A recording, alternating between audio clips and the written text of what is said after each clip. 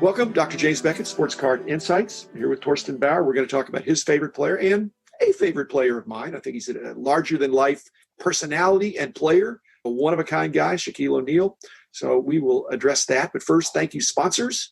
Topps Panini and Upper Deck, Heritage Auctions, Huggins and Scott Auctions, Mike's Stadium Sports Cards, Burbank Sports Cards, and ComC, Beckett Media, Beckett Grading, Beckett Authentication. I think Shaq, again, larger than life, a huge impact on our hobby since the early 90s. So welcome, Torsten Bauer from Frankfurt, Germany. Shaq is your favorite player. You have a very nice collection of Shaq. And who's in second place if Shaq is your favorite? First of all, thanks for having me, James. In second place, I must say Dirk, of course, because he's the greatest German player of all times, right? Maybe the greatest European player. Yeah. Yeah. And how do you display your collection of Shaq? Are some of them graded? Are they in plastic sheets? Are they, how do you? Actually, I don't have graded cards, maybe one or two, because I don't want to pay the premium on the graded cards. Shipping both ways. Yes, shipping is more expensive also. I have them mostly in a binder or in two binders in 9 pocket. Okay. Foils, yeah. And I like to go through them. What do you have do you show your binders to other people? What do they think if they in Germany? They think that's a nice hobby, or? Actually, it's not very popular in Germany. So I've shown them to some people, but most don't understand the hobby at all. But they know who Shaq is, right? I mean, Shaq was pretty popular in Germany too, of course. Basketball was popular in Germany, is still popular due to Dirk, but it's not the same thing as soccer, for example. Soccer is, of course, number one in Germany. How do you determine which Shaqs you want to collect? Because in our earlier program, you had a limit, which I think is wise, and most people do. Some people have no limit. They'll pay any amount. They'll just pay the highest price. And that actually, I'm not a big fan of that because that distorts and as we talked in the earlier episode, the Beckett magazine was trying to represent the prices over the previous month. And instead of what the very last price was that would on eBay, they just want to look at the last sale sometimes. And then the next sale is even higher. So how do you decide which cards you're going to go after or buy? Is it by a dollar amount, or are you trying to restrict yourself to cards when he was playing, or do you do any or all cards for Shaq? Mostly I restrict myself to 90s Shaq cards and early 2000s. And as you said, I try to keep a budget. So I don't buy like cards for hundreds of dollars or maybe thousands nowadays. I like those insert cards, which are in the range of $20 to $100. Those are my favorite cards. There are some pretty nice collectible cards. Quite a bit in the last year.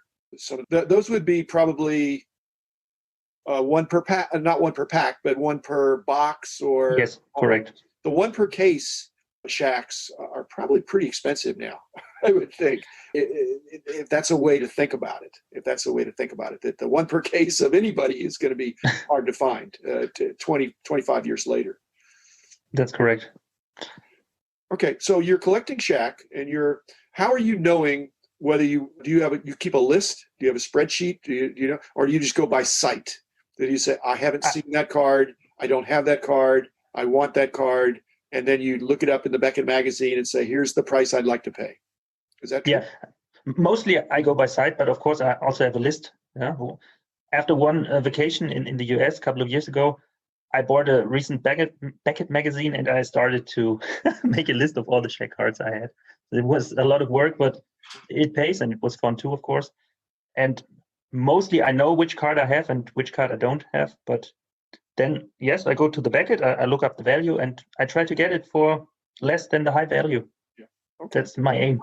And you like inserts more. Now the hobby has gone pretty strongly toward parallels. The rainbows, the more limited serial numbered versions with different treatments on the front, but it's the same basic card, just serial numbered.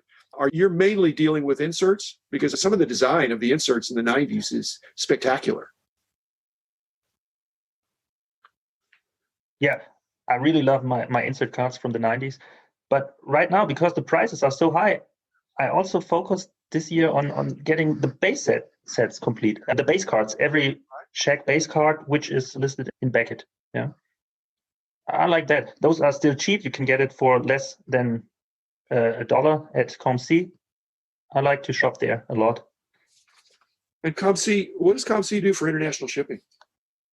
You just the cheapest rate is $5, which is pretty cheap because I can ship like 50 cards for $5. That's great. That's amazing. And what about, the other problem you have in some of those 90s inserts that like you've seen on my wall is that there's parallels of parallels. Is that, Fleer especially would do gold medallion versions and other kinds of things like that. Do you just collect the one because they look almost exactly the same and some are embossed or not embossed? It's hard. Do you make those distinctions or are you just trying to I'm trying to figure out whether I was more of an exhaustive collector. You may be more of a visual collector, which I think a lot of people are. They're looking for cards that look different to show these are the Shaq cards. Whereas I think when I was doing all these price guides, I had to have some recognition that these variations were important. I also collect the variations. I like the gold medallion and the collector's choice, silver signature, gold signature, the European gold signature, which is different, or the different rainbow versions of big numbers, hoops, for example. Yeah. I have them as well when I get them for an affordable price, of course. So on eBay, are you able to buy like a group of Shaq cards? Or would that be not of interest to you because you probably already have them? Yeah, rarely do I find a group of cards. There's maybe 1 or 2 cards which I don't have. And then I don't buy the whole lot because I don't want doubles. If you had doubles, what would you do with them? Can you sell them or trade them in Germany? Or you could sell them through eBay as well or through Facebook. I did that sometimes, but usually I buy only those cards I still need. What's the number one card you're looking for in case somebody has it and wants to sell it to you at the Beckett high value? That's the card that you want to say, hey, this is what I'm looking for. There are a lot of cards that I am still looking for, but there's one card especially which is hard to find for me, and this is the StarQuest Collector's Choice StarQuest 4 stars, but the European version. I have never seen this card. Yeah. I have the 2 American versions, of course. They are easy to get, but there's also a European version according to your Beckett or your former Beckett, and I never saw one.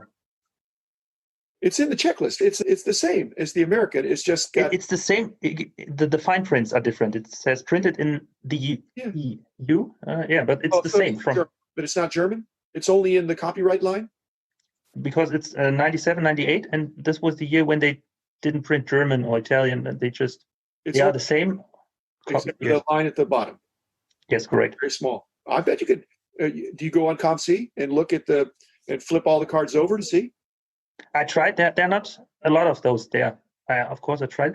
But on ComC, they are really listed as European and not European. They make the distinction. Oh, okay. Yeah. I had a bunch of those. Not necessarily just the StarQuest, but because I tried to collect a little bit of everything. And so some of those Upper Deck products, but there were so many of them, Torsten. There were so many. And I just probably didn't have enough room to collect them all. But Shaq, I would say, is one of the most collectible basketball players. I have some players that I collect that I try to retain in case somebody comes over. Shaq would absolutely be in that group. Of course, Dirk is too. But when somebody comes over to see some of my cards, I have a broad sampling, but then I have a few guys that I think I want to have a few more in case somebody says Shaq's my favorite player. What else do you have?